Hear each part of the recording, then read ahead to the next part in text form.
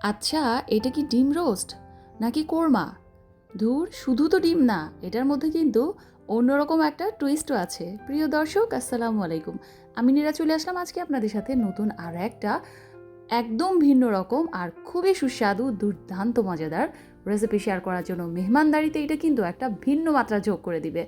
আমি প্রথমে এখানে বোনলেস অনেকটুকু চিকেন নিয়ে নিয়েছি, আপনারা দেখতে পেরেছেন। তারপর নিয়েছি কতগুলো ডিম, আমার যতগুলো ডিম প্রয়োজন, যতজন মেহমান আমার আসবে ততটুকু হিসাব করে ডিম নিয়েছি। এখন ওই যে বোনলেস চিকেনটা আমি পুরোটা এইভাবে কিমা করে নিয়েছি, মিহি কিমা করতে হবে। তারপর একটা বড় সাইজের বোলে আমি পুরোটা চিকেন কিমা নিয়ে নিলাম। এর মধ্যে আরও অন্যান্য যেই সব ইনগ্রিডিয়েন্টস দেওয়া লাগবে তার মধ্যে হচ্ছে প্রথমে আমি দিয়ে দিচ্ছি পাউরুটি। প্রথমে ভিজিয়ে আমি কি করেছি, একদম পানিটুকু পুরোটা চিপে এভাবে তারপর শুধু পাউরুটি পিউরিটা নিয়েছি।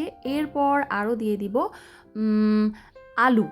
এখানে আমি 2টা আলু ম্যাশ দিয়ে দিচ্ছি, মাঝারি থেকে ছোট সাইজের। আর পাউরুটির স্লাইস নিয়েছিলাম 3টা। আচ্ছা, পরিমাণ মতো লবণ। তারপর দিয়ে দিচ্ছি হচ্ছে সামান্য মরিচ গুঁড়া আর সামান্য হলুদ গুঁড়া, সবই হাফ চা চামচের মতো। এরপর ধনিয়া গুঁড়া, তারপর তেলে রাখা জিরা গুঁড়া, আর দিয়ে দিব গরম মশলা গুঁড়া। গরম মশলা গুঁড়া 1 চা চামচ দিয়েছি। আর পেঁয়াজ কুচি দিয়েছি, এখানে কাঁচামরিচ কুচি দিয়েছি।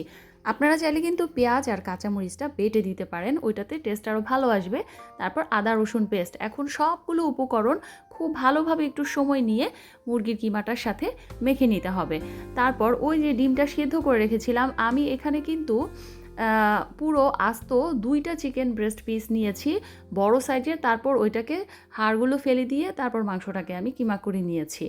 এখন ওই যে সেদ্ধ ডিম এটার ভেতরে দিয়ে আমি উপর দিয়ে এভাবে ফিল করে নিলাম। দেখতেই পাচ্ছেন মাংসের কিমার পুরটা উপর দিক দিয়ে ডিমের ফিল করে দেওয়ার পর কিন্তু খুবই ভালো লাগছে দেখতে আর একদম ডিফারেন্ট লাগছে। এখন চুলায় একটা কড়াই বসিয়ে একটু বেশি পরিমাণে তেল, আমি এখানে প্রায় 1 কাপের মতো তেল ব্যবহার করেছি। প্রথমে ঘাবড়ে যাবেন না, এত তেল আমি প্রথমেই দিলাম কেন, এই যে আমি পেঁয়াজ বেরেস্তা করে নিয়েছি, পেঁয়াজ বেরেস্তাটাও পরে কাজে লাগবে।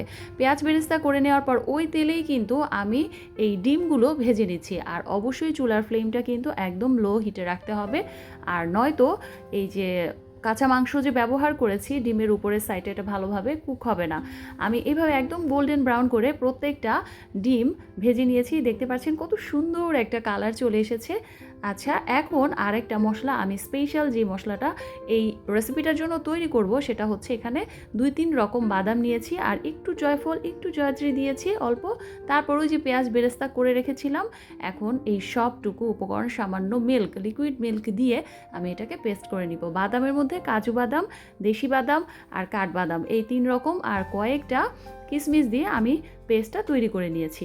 এরপর ওই যে ডিম ভাজার পর যে তেলটুকু রয়ে গিয়েছিল সেইটুকু তেলই কিন্তু আমি আবার অন্য আরেকটা কড়াইয়ে, মানে একটু বড় সাইজের কড়াইয়ে আমি ট্রান্সফার করে নিয়েছি। কারণ আমি এই বড় কড়াইটার মধ্যেই ডিমের রোস্ট বা কোরমাটা রান্না করে নিব।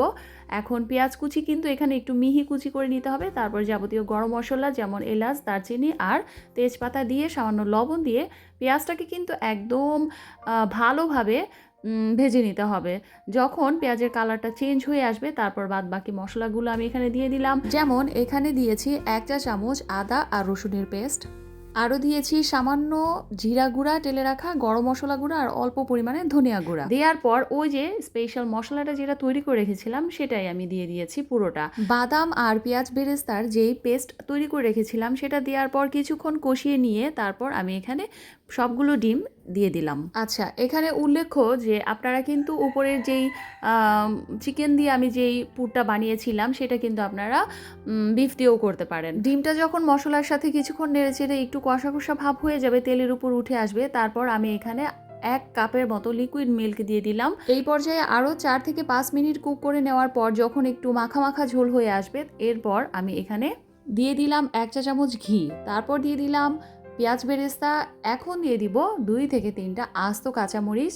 আর টেস্টের ব্যালেন্সের জন্য সবশেষে দিয়ে দিলাম 1 চা চামচের মতো চিনি।